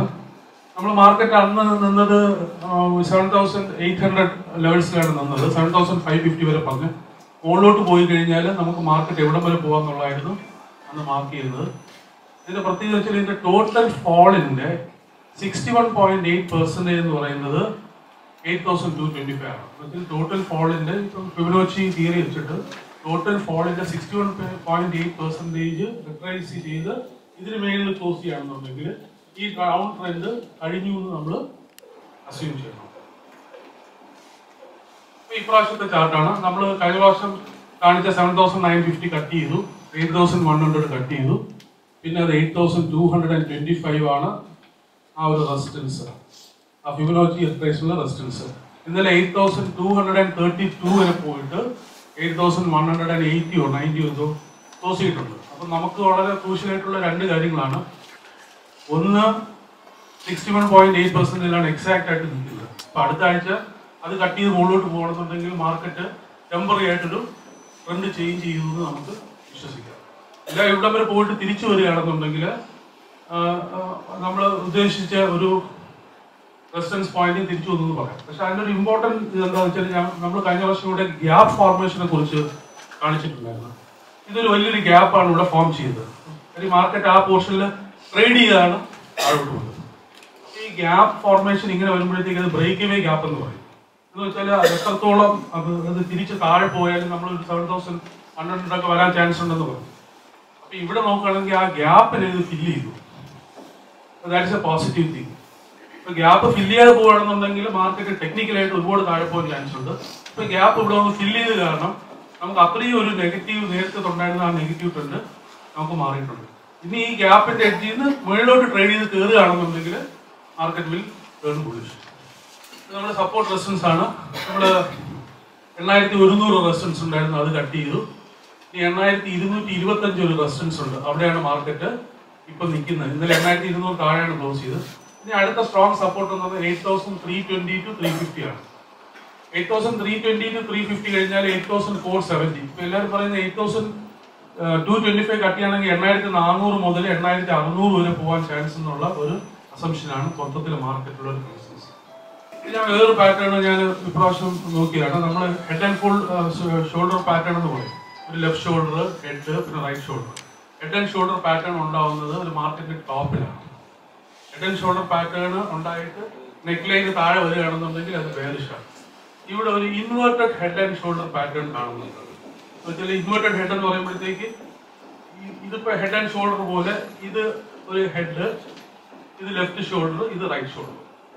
അപ്പൊ ഇൻവേർട്ടഡ് ഹെഡ് ആൻഡ് ഷോൾഡർ പാറ്റേണിന്റെ നെക്ക് ലൈൻ ആണ് ഈ 8,000 റേഞ്ച് എന്ന് പറയുന്നത്. അപ്പൊ അത് കട്ട് ചെയ്ത് മുകളിലോട്ട് പോയി. അപ്പൊ ആ തിയറി വെച്ചാണെന്നുണ്ടെങ്കിൽ ഈ ടോട്ടല് നെക്ക് ലൈൻ മുതൽ ഹെഡ് വരെയുള്ള പോർഷൻ ഈ നെക്ക് ലൈൻ കട്ട് ചെയ്യണമെങ്കിൽ അത്രയും തിരിച്ച് മുകളിലോട്ട് പോകണം. അങ്ങനെ വരികയാണെന്നുണ്ടെങ്കിൽ ഒരു 8,450 വരെ വരാനായിട്ട് ഈ പാറ്റേൺ വെച്ചിട്ട് 8,450 വരെ വരാനുള്ള ചാൻസ് ഉണ്ട്. അപ്പൊ 8,225 മേളിൽ പോയി കഴിഞ്ഞാൽ 8,350, 8,450, 8,650 ആ റേഞ്ചിലേക്ക് മാർക്കറ്റ് പോകാനായിട്ടുള്ള ചാൻസസ് ഉണ്ട്. ഇനി അപ്പൊ നമുക്ക് ചോദിക്കാം അങ്ങനെ ശരി ഏത് ലെവലിലാണെന്നുണ്ടെങ്കിൽ മാർക്കറ്റ് തിരിച്ച് ബുള്ളിഷ്, ഇപ്പൊ ഒരു ഡൗൺ ട്രെൻഡിലാണെന്ന് നമ്മൾ പറയുന്നല്ലോ, ഏത് ലെവലിൽ പോയി കഴിഞ്ഞാൽ മാർക്കറ്റ് തിരിച്ചൊരു ബുള്ളിഷ് ട്രെൻഡിലേക്ക് പോകാമെന്ന് നോക്കുകയാണെങ്കിൽ നമ്മൾ വീണ്ടും ഒരു ഫിബൊനാച്ചി എടുക്കണം. ഈ ടോട്ടൽ ഫോളിന്റെ ഫിബൊനാച്ചി. ഈ ടോട്ടൽ ഫോള് നമ്മൾ തുടങ്ങിയിരിക്കുന്നത് ശരിക്കും ഫെബ്രുവരിയിൽ നിന്നാണ് മാർക്കറ്റിന്റെ റിവേഴ്സൽ. ഇപ്പൊ ഏകദേശം 6-7 മാസമായിട്ടുണ്ട്. സാധാരണ നമ്മൾ ഇന്ത്യൻ സ്റ്റോക്ക് മാർക്കറ്റ് നോക്കുകയാണെങ്കിൽ ഒരു കറക്ഷനൊക്കെ ഒരു 6 months to 9 months ആണ് ഒരു കറക്ഷൻ യൂഷ്വലി നിൽക്കുന്നത്. ടൈം പീരീഡ് വെച്ച് നോക്കുമ്പോഴത്തേക്കും ചിലപ്പോൾ കറക്ഷൻ ഓവർ ആവാനുള്ള ചാൻസസ് നമ്മൾ കാണുന്നുണ്ട്. അപ്പൊ ഫിബൊനാച്ചി റിട്രേസ്മെന്റ് വെച്ചിട്ട് ഈ ടോട്ടൽ ഫോള് 100 ആയിട്ട് ഡിവൈഡ് ചെയ്യണമെന്നുണ്ടെങ്കിൽ ഫിബൊനാച്ചി റിട്രേസ്മെന്റ് 23.6 റെസിസ്റ്റൻസ് ഉണ്ടാവും, 38.2, 50%, 61.8%. ഇപ്പൊ നമ്മൾ ശരിക്കും പറഞ്ഞാൽ 38.2% മാത്രമേ ടോട്ടൽ ഫോളിൽ നിന്ന് റിട്രേസ് ചെയ്തിട്ടുള്ളൂ. അടുത്ത 50% എന്ന് പറഞ്ഞാൽ 3,220 ആണ്. 61.8% എന്ന് പറയുന്നത് 8,510, 8,510 ആണ്. അപ്പൊ ഈ റൈസില് 8,510 ഡിസിസീവായിട്ട് ക്രോസ് ചെയ്യുകയാണെങ്കിൽ ഈ ഡൗൺ ട്രെൻഡ് കഴിഞ്ഞിട്ട് നമുക്ക് പുതിയ ഹൈയിലേക്ക് പോകുന്നത് നമുക്ക് വിചാരിക്കാം. ഇപ്പോൾ നമ്മൾ എക്കണോമിക് ഫാക്ടേഴ്സ് ഒക്കെ നോക്കിക്കഴിഞ്ഞാൽ ഇപ്പം കഴിഞ്ഞ ക്വാർട്ടർ റിസൾട്ട്സ് ഒന്നും അത്ര നല്ലതല്ലായിരുന്നു. കഴിഞ്ഞ ഫുൾ ഇയറിലെ ഗ്രോത്ത് നമ്മൾ 15% എക്സ്പെക്ട് ചെയ്ത ലാസ്റ്റ് ക്വാർട്ടറിലെ ഗ്രോത്ത് മോശമായത് കാരണം ഏറ്റവും സീറോ ഗ്രോത്താണ് ഉണ്ടായിരുന്നത്. കഴിഞ്ഞ പ്രാവശ്യം ഇതുപോലെ സീറോ ഗ്രോത്ത് ഉണ്ടായിരുന്നത് 2009-ലാണ്. അപ്പോൾ എക്കണോമിക് ഫാക്ടേഴ്സ് ഒന്നും റിഫ്ലക്ട് ചെയ്യുന്നില്ല. എന്നാലും നമ്മൾ ബാക്കിയുള്ള ഫാക്ടേഴ്സ് വെച്ച് നോക്കുമ്പോഴത്തേക്ക് 2016-17 ആകുമ്പോഴത്തേക്ക് ഇപ്പോഴ് കമ്മോഡിറ്റി പ്രൈസിലുള്ള ഫോളിൻ്റെ ഫുൾ എഫക്റ്റ് അത് ഇന്ത്യക്ക് അതിൻ്റെ ബെനിഫിറ്റ്സ് കിട്ടണമെന്നുണ്ടെങ്കിൽ ഇനി ഒരു 6 മാസവും കിട്ടും. അപ്പോൾ താൽക്കാലികം ഇങ്ങനെയൊക്കെ നിന്നാൽ 2015-16 ആകുമ്പോഴത്തേക്കും ഡെഫിനറ്റ് ആയിട്ട് നമ്മുടെ എക്കോണമിയിൽ ഇപ്പോൾ ഉള്ള ഇന്റർനാഷണൽ മാർക്കറ്റിൽ ചൈനയ്ക്കുള്ള പ്രോബ്ലം പോലും ഇന്ത്യക്ക് പോസിറ്റീവായിട്ട് വരും. കമ്മോഡിറ്റി പ്രൈസസ് ഇടിയുന്നത് ഇന്ത്യക്ക് വളരെ പോസിറ്റീവാണ്. പിന്നെ അതിൻ്റെ നെഗറ്റിവിറ്റി എന്താണെന്ന് വെച്ച് കഴിഞ്ഞാൽ കമ്മോഡിറ്റി പ്രൊഡ്യൂസിങ് രാജ്യങ്ങൾക്ക് അത് വളരെ നെഗറ്റീവായിട്ട് അഫക്റ്റ് ചെയ്യുമ്പോഴത്തേക്ക് അത് ലോകത്തിലുള്ള എക്കോണമി മൊത്തത്തിൽ അത് ബാധിക്കും. അങ്ങനെ ഒരു സിറ്റുവേഷനിലാണ് ശരിക്കും പറഞ്ഞാൽ ഇപ്പം ഇന്ത്യയിലൊരു ഇതുള്ളത്. അടുത്ത വർഷം ആകുമ്പോഴത്തേക്ക് ഡെഫിനറ്റ്ലി മാർക്കറ്റ് കട്ട് ചെയ്ത് പുതിയ ഹൈയിലേക്ക് പോകും. ലോങ് ടേം ആയിട്ട് ഇൻവെസ്റ്റ് ചെയ്യുന്ന ആൾക്കാർ ഒരു കാരണവശാലും പാനിക്കായിട്ട് നിൽക്കേണ്ട ആവശ്യമില്ല. പിന്നെ നല്ല പ്രോഫിറ്റ് ഉള്ളത് അപ്പോഴപ്പോഴായിട്ട് കുറച്ച് പ്രോഫിറ്റ് ബുക്ക് ചെയ്തു. The recommendation list today we have given. Among them we have mentioned one company called Sensatech, which we are recommending for the last 3-4 years. From the price of around 200 we are continuously recommending it. Actually we prepared the list yesterday morning. In the afternoon one news came that one of the non-promoter shareholder, one private equity fund which was holding in Sensatech around 23%, has sold to another private equity fund named Apex Partners. So this news came in the evening, and I feel that Sensatech stock may react positively in the coming days. Apex Partner has a very good pedigree. Previously, they have invested in companies like Apollo Hospital, Sriram City Union Finance, and Cholamandalam Finance, like that. So I expect that Sensatech, which is currently trading around 11 PE, may most probably be re-rated in the next 6 months to around 15 PE. That means a price target of around 1,100 to 1,200 is possible in the next 6 or 7 months. Market has made a very good bounce back. When everyone was worrying the market may fall and how much it fall further, luckily our domestic institutions gave a very good support to the market, and market has made a very good bounce back. Especially the mid cap and small cap segment has made a good bounce back, which is very positive for investors like us, because generally we be very active in that segment only. And if you see that whenever previously historically if we see whenever there is FII selling, there will be a huge panic in the market, because the last 4 or 5 years if you see means only FIIs were continuously buying, but if they start selling there won't be any buyers. So when FII starts selling, then prices will start crashing very sharply. But this time what happened was that when FII started selling in the month of August and September, luckily our domestic institutions which were getting support from retail investors, they have made a matching buying. That gave a very good support to the market, and there was complete absence of panic in the market in the current recent fall, which is very positive, because most of them what will happen is that many of them will keep stop loss. When during the market fall, the stop loss used to trigger, and then everyone will start selling it. But this time that did not happen, which is I see as a very positive move. The second important event which has happened in the last 2 weeks is the surprise move by the RBI. They have made a 50 basis point cut. Everyone were predicting only 25 basis point. Just 1 day before RBI move, some of the TV commentators started telling that RBI won't cut rate this time. They will wait for the Fed move, and they will decide only in the month of December. Like that, they have started making commentary. But RBI governor made a good decision, and he has cut by 50 basis points, which has been a trend changing, especially for banking and rate sensitive stocks. I feel like that only, because banking stocks has been languishing for the last 2-3 years. But this 50 basis point cut may give you a good base for the banking stocks, and most probably I am expecting the banking stocks to rally from here onwards. And global market also we have got some stability, and in the just ended this week, Europe and European market and American market have seen one of the best weekly gains in the year 2015. So some stability has come to the global markets. China panic is, for time being, it is over now. Most of the news has been discounted. So the stability in the global market means FII selling has stopped and they have started buying again, because globally the news has become very calm. And overall, if you see the index levels, Nifty and Sensex, they have gained around 5%, and mid cap 4.3, and we see small cap 6% it has gained in the last 1 month. And from the low of around 7,550, Nifty has gained almost 10%. And the major important event that has happened is the RBI surprise move of 50 basis point. This time RBI governor told that why he has cut by 50 basis point. He said two reasons. One of the main reasons is he said inflation has been below the target level of RBI. WPI inflation is continuously on the negative side, which is around -4%, 5% like that. And CPI inflation also below his target limit, which has given him comfort to cut the rate. Second reason he told was that since the global demand is very low, exports are very low, he want to boost the domestic economy. That is why he has made a front loading of 50 basis point. Front loading means instead of cutting now by 25 basis point and after 2 months another 25 basis point, he has made a single cut of 50 basis point, which indicates that in the next 3-4 months there won't be any further rate cut. That is what he has said. And the rate cut, and he is expecting that it will boost domestic demand and it will revive our economy.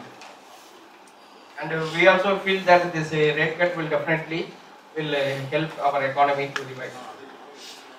And this is the repo rate chart, and if you see in the chart, and after the current rate cut of 50 basis point, now the repo rate stands at 6.75%.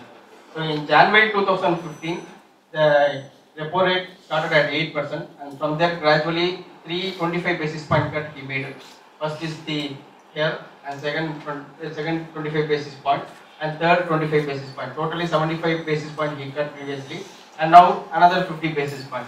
So overall he has made a cut of 125 basis point in 2015, and the rate cycle is not going to end here. After 4 months, by in 2016, there is a very good possibility that another 75 basis point rate may cut by a staggered 25 basis point, which means that by the end of 2016, most probably we will reach the repo rate of around 6%.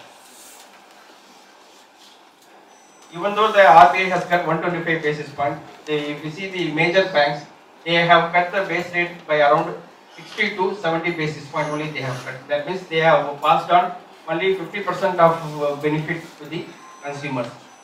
Base rate is the minimum rate below which banks are not allowed to lend to its customers. That means base rate is the lowest rate a bank charged to its customers. And previously base rate was called prime lending rate. Since there was some lot of confusions in the prime lending rate, RBI replaced the prime lending rate word by the base rate, and from 2011 onwards banks were using the term called base rate. So even though RBI has cut 1.25% of repo rate since January 2015, only 50% of the rate cut has been passed on to the consumers, and we expect that another 3-4 months gradually another 20 to 40 basis point will be passed on to the consumers. One big positive which is happening in India is that our macro economy is started improving drastically. One of the big worry was the current account deficit 2 years back. Now it is no longer a problem. And second one is the fiscal deficit. And if you see in the current government, which is very strict on fiscal deficit, they have been controlling it very much. And if you see that in the current year, the fiscal deficit has been retained very well.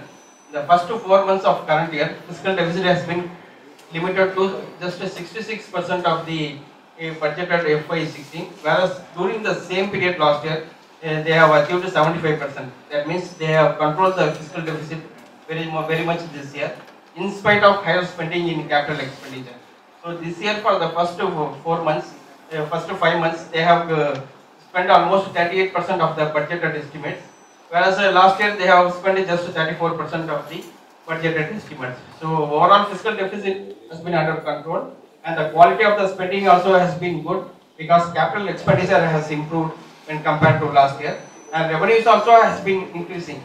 In the current first 4 or 5 months of the current year, revenues has been 30% of the total budget at FY16. During the same period, it was just 22%. So revenue is improving, budget fiscal deficit has been under control, and quality of spending has been improved, which is very positive.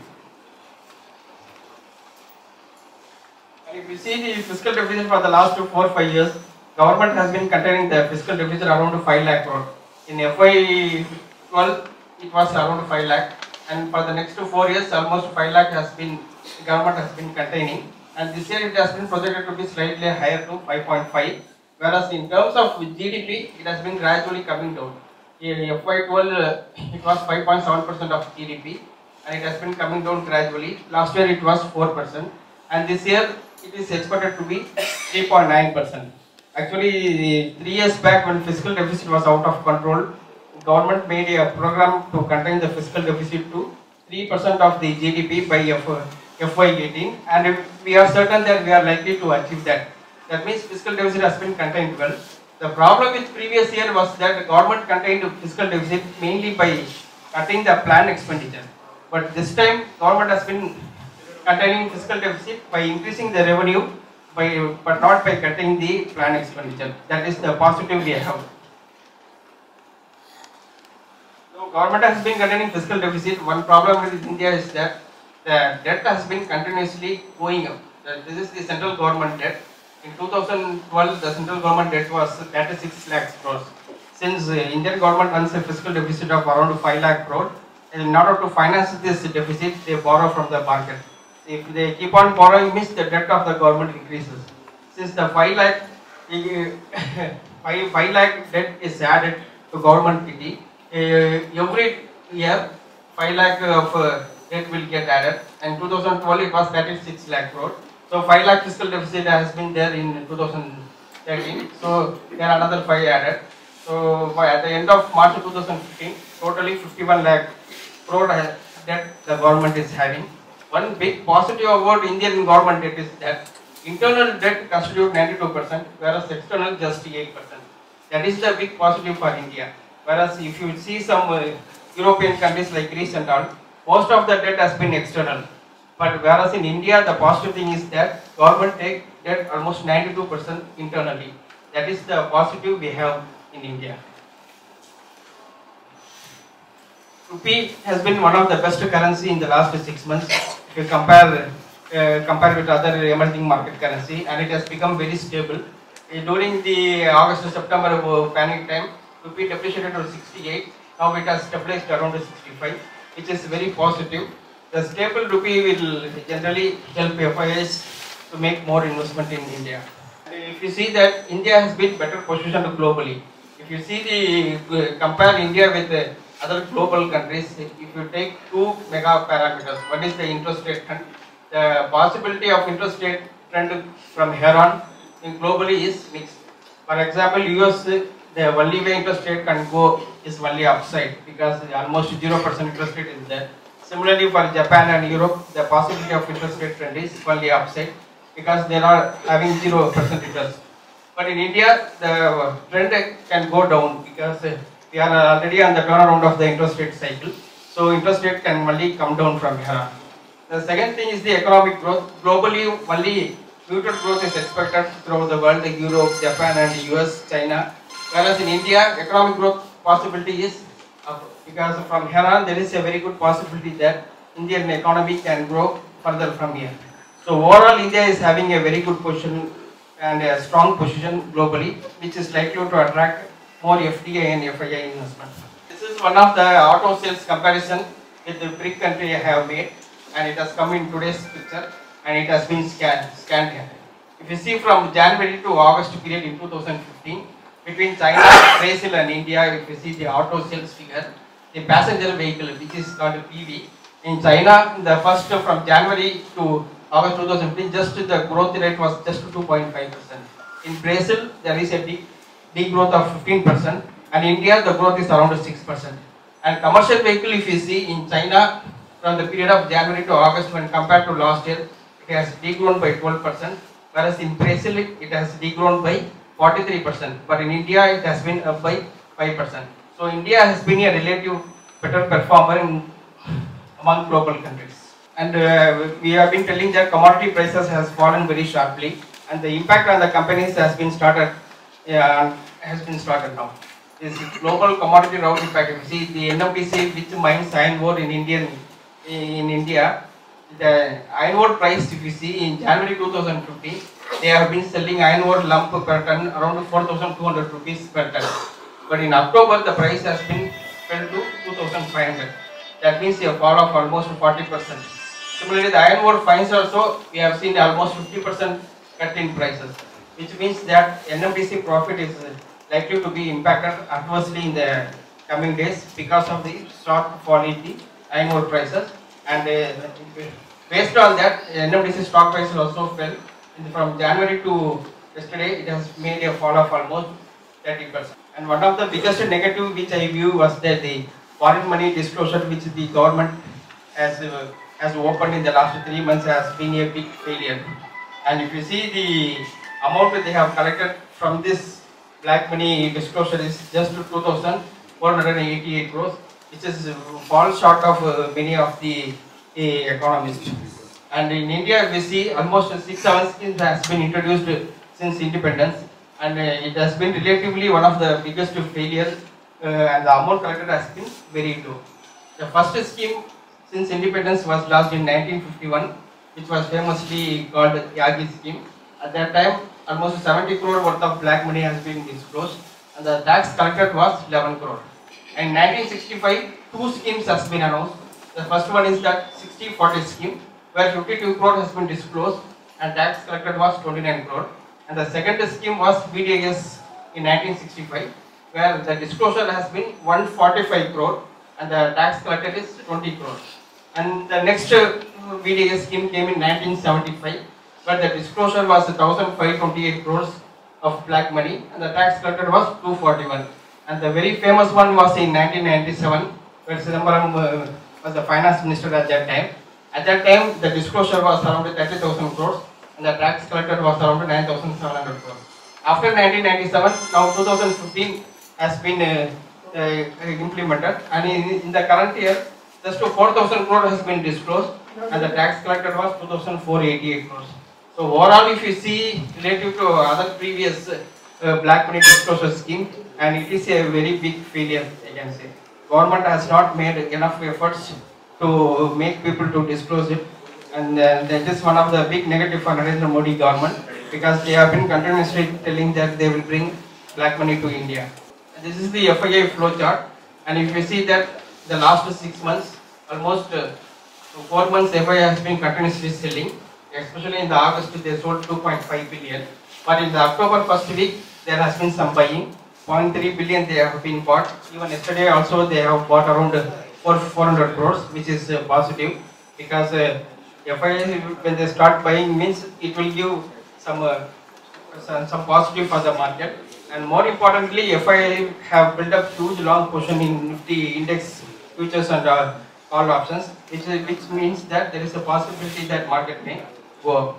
And this equity funds, mutual funds, domestic mutual fund inflow, it has been continuously coming, and in till September, that is in the first 6 months of current year, almost 51,869 crore has been collected, which is very positive, because only when retail investors come into mutual fund, it will give you a good support to the market.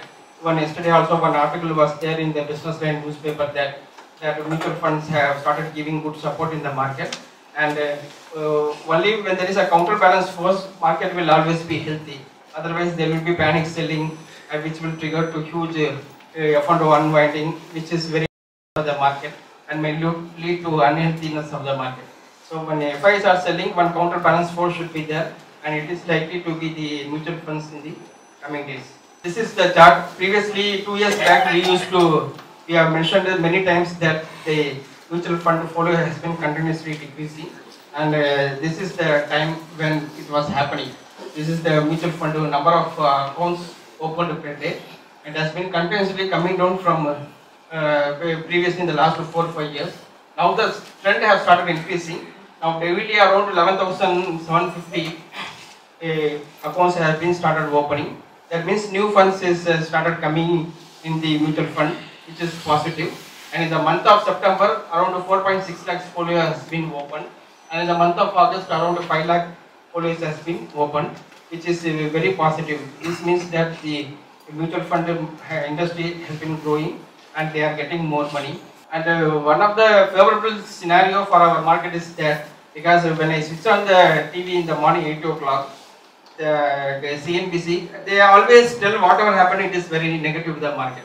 Suppose crude oil is falling means they will tell that crude oil is falling, global economy is not doing well, so our exports will be hit very badly. They will tell. Suppose if crude oil is going up means they will tell crude oil started going up, our balance of payment will increase.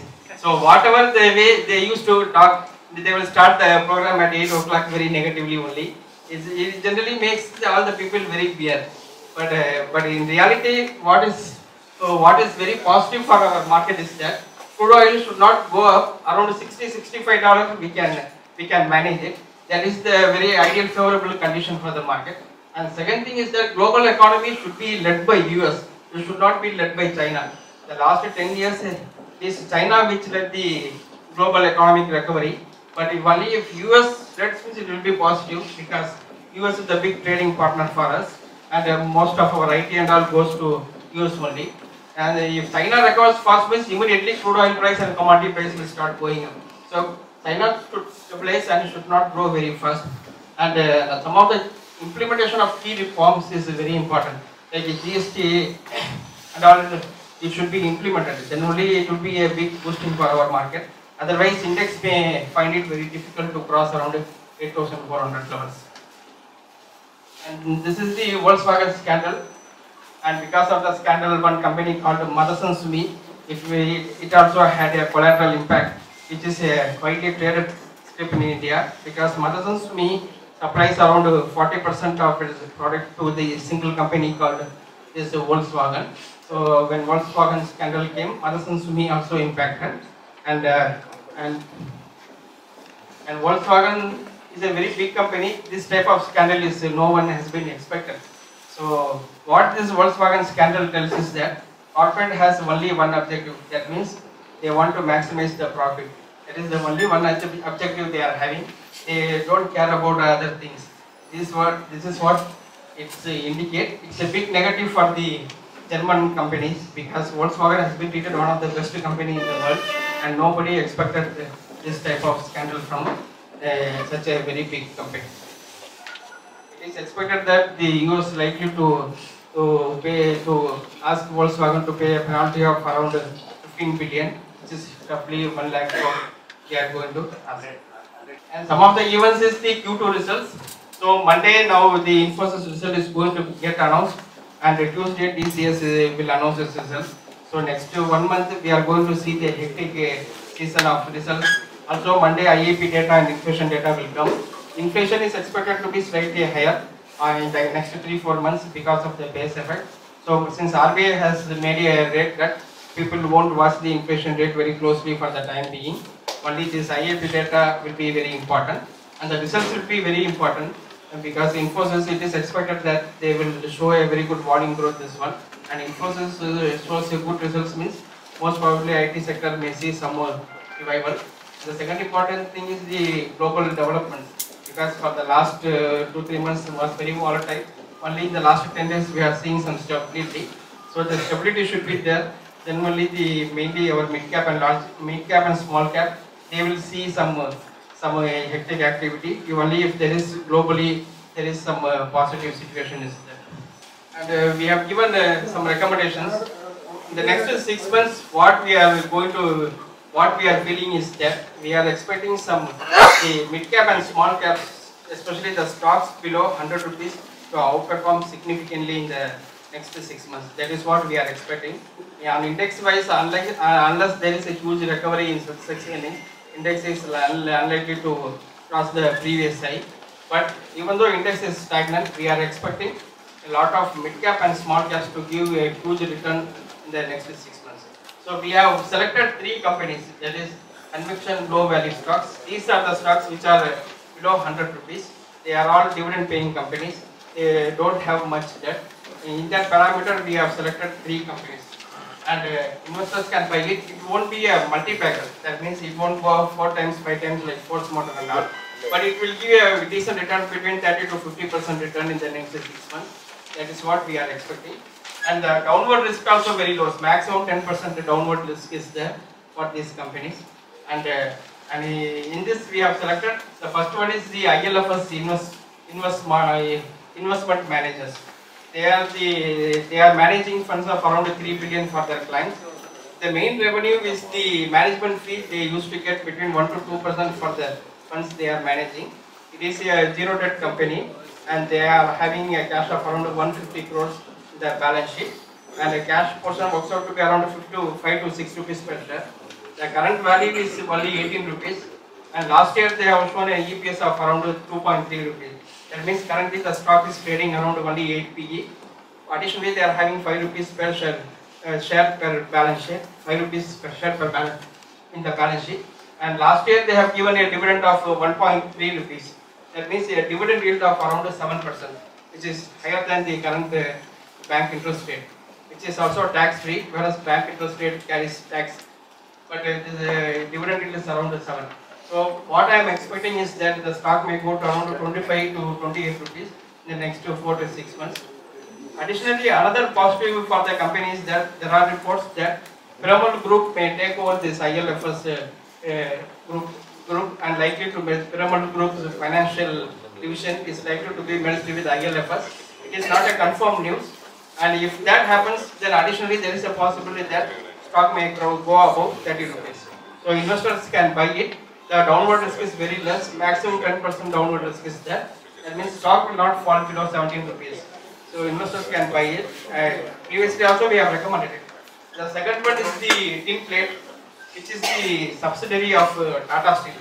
Tata Steel owns around 75% stake in their tin plate, and it is a very old company. And the positive about the tin plate is that previously they had a lot of debts.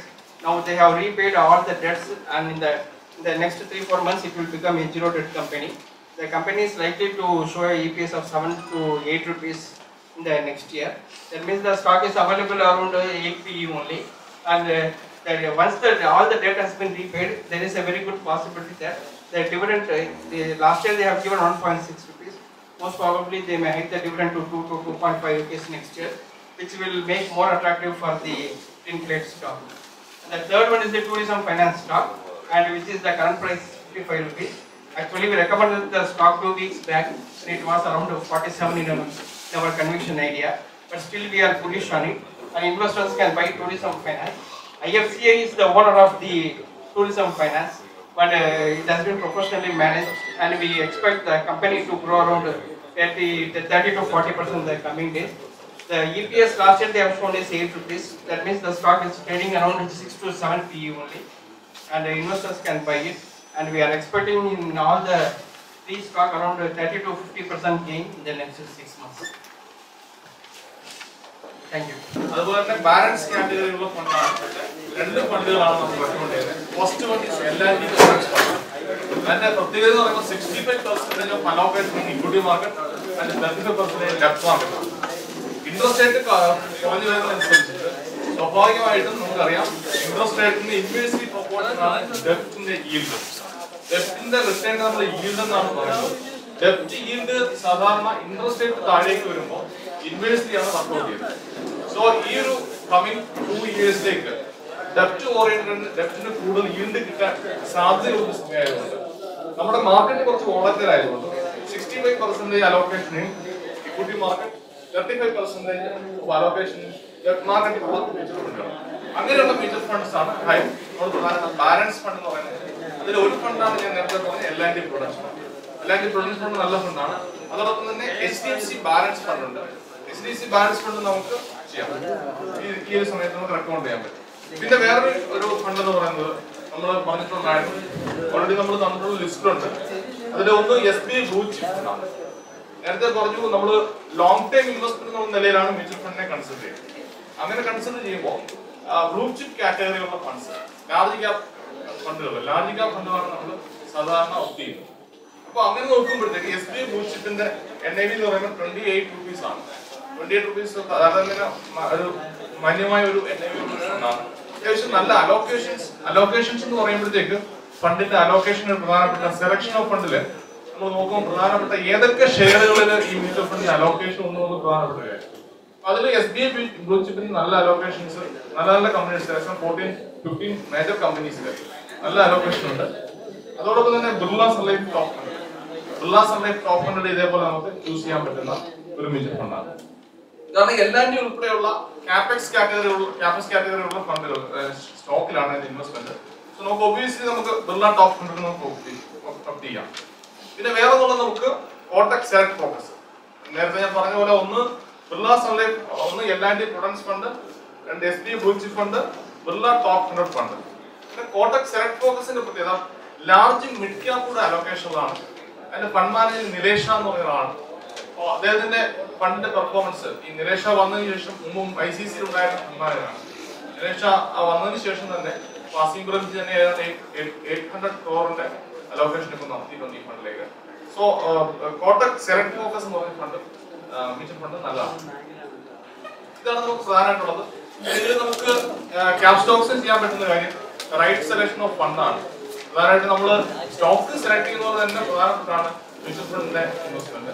ഇത് ലംസമായിട്ടായിട്ടോ അല്ലെങ്കിൽ SIP ആയിട്ടോ ചെയ്യാം. നമ്മൾ return ബേസിൽ നോക്കുമ്പോഴത്തേക്ക് വളരെ നേട്ടമുള്ള ഒരു സംഭവം, ഒരു മേഖലയാണ് മ്യൂച്വൽ ഫണ്ട്. റിസ്ക് വൈസ് നോക്കുമ്പോൾ ആവറേജ് നമുക്ക് റിസ്ക് മിറ്റിഗേറ്റ് ചെയ്യുന്ന ഒരു സംഭവം ഒരു കാര്യം കൂടിയാണ്. നമ്മളെ സംബന്ധിച്ച് ക്യാപ് സ്റ്റോക്സ് ഓൾറെഡി നമ്മൾ വളരെ എസ്റ്റാബ്ലിഷ് ആണ്. നമുക്ക് ഓൺലൈനായിട്ട് പർച്ചേസ് ചെയ്യാനുള്ള ഓപ്ഷൻ. അത് ലംസ് എമൗണ്ട് ആണെങ്കിലും SIP ആണ്. സിസ്റ്റമാറ്റിക് ഇൻവെസ്റ്റ്മെന്റ് വളരെ ഫേമസ് ആയിട്ടുള്ള ഒരു ഇൻവെസ്റ്റ്മെന്റ് മെത്തേഡ് ആണ്. നമുക്ക് എവരി മന്തിൽ നമുക്ക് 1000 2000 500 രൂപ വെച്ചിട്ട് മ്യൂച്വൽ ഫണ്ട് ഇൻവെസ്റ്റ്മെന്റ് എന്ന നിലയിലേക്ക് ഷെയറിലേക്ക് ഡയറക്റ്റ് ഇൻവെസ്റ്റ് ചെയ്യുന്നതിന് പകരം അതിന്റെ റിസ്ക് പൂർണ്ണമായി എടുക്കുന്നതിന് പകരം നമുക്ക് ചെയ്യാൻ പറ്റുന്ന ഓപ്ഷൻ കൂടിയാണ്.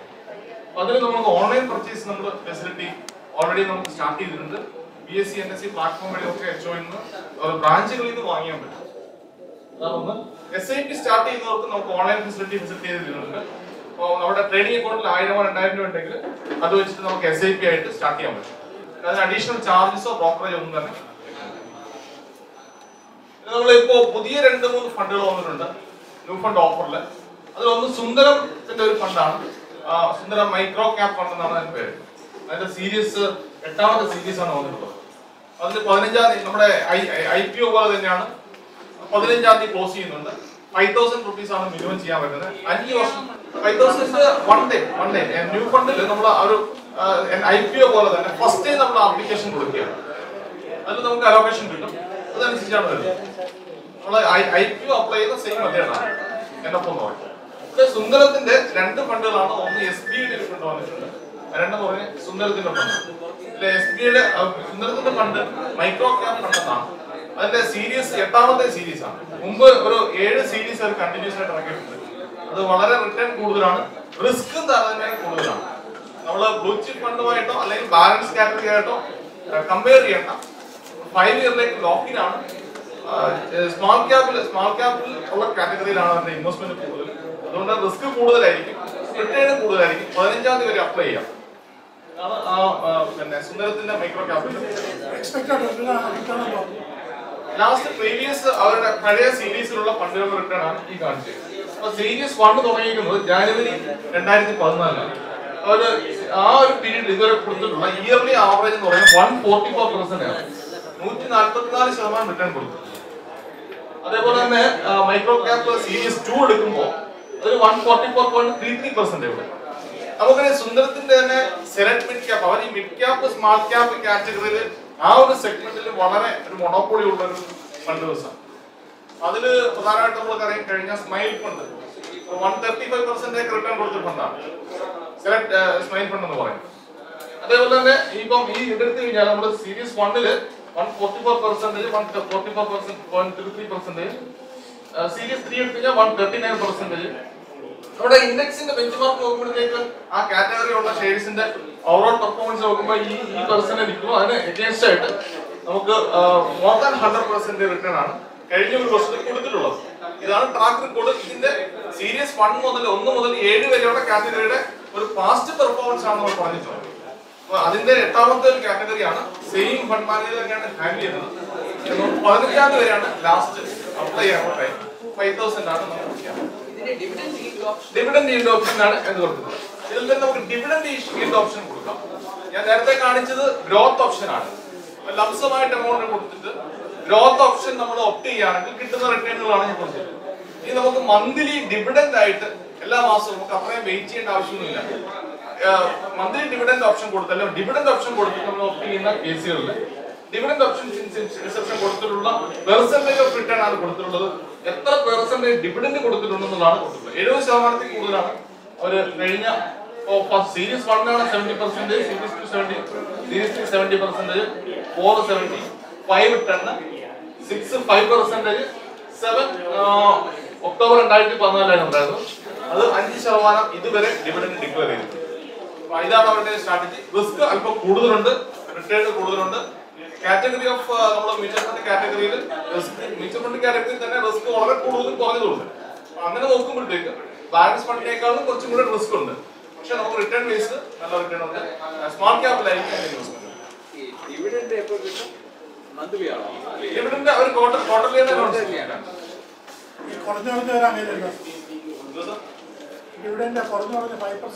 അല്ല, ലാസ്റ്റ് സീരീസ് ആണ്. ഒക്ടോബറിലാണ്, കഴിഞ്ഞ 2014 ഒക്ടോബറിന്റെ ഓരോ സീരീസിലെ ഓരോ ഫണ്ടുകളാണ് പറഞ്ഞത്. ഓരോ ഫണ്ടുകളുടെ പെർഫോമൻസ് കിട്ടുന്നുണ്ട്. പഴയ ഫണ്ടുകൾക്കാണെങ്കിൽ ഡിവിഡൻഡ് കൂടുതലുണ്ട്. സീരീസ് 5 സീരീസ് അത് ലേറ്റസ്റ്റ് ആയിട്ടുള്ള മറ്റേ സെപ്റ്റംബർ 2014 ഒക്ടോബർ 2014 ഒക്ടോബറിൽ 2014 ആയപ്പോഴത്തേക്ക് ആ ഫണ്ടിന്റെ ആ പെർഫോമൻസ് ഇതുവരെ 5% വന്നിട്ടുള്ളൂ. അതിന്റെ അതേ സമയത്ത് പിന്നെ ബാക്കിയുള്ള റിട്ടേൺ കൂടുതലാണ്. ഇതാണ് പാസ് പെർഫോമൻസ്. ഇതാണ്. Thank you.